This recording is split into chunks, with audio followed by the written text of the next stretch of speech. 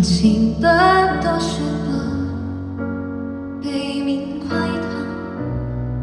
有時來一點高冷，裝作很平淡，來保持些小界限，不准愛泛濫，待有點空閒，喝幾杯清淡，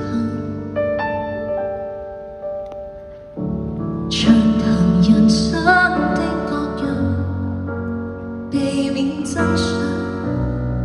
我們靠得這麼近，配對角色不詳，來保持身心快樂，無要求什麼結果，混亂不清，總需要憑直覺。隨時可以走，隨時做盟友，隨時在乎你，隨時可放手，隨時的對手，隨時分手，無需裝備。以後遇上你這一種朋友，隨時隨地感受，靈魂隨地失落，必須看透。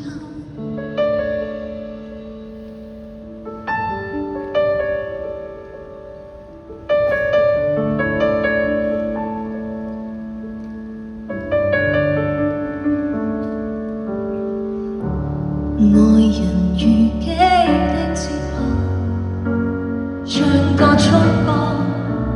有人如此懂得我，說愛那要科學來保持忠實那幸福，無必要太心切做，別用苦心，只需要憑直覺。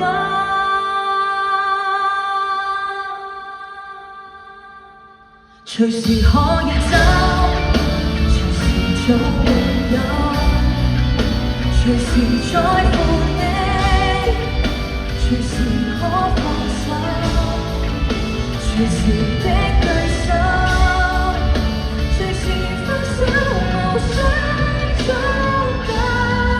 以後遇上你這一種朋友，難以說出感受，隨時隨地散開，因此可以分開，繼續走，亦不需藉口。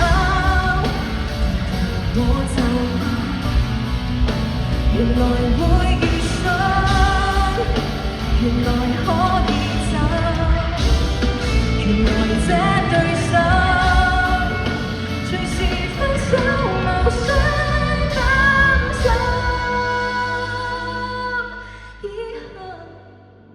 遇上你這種好朋友，誰要為誰等候？隨時隨地失落，想起某某，隨時隨地想。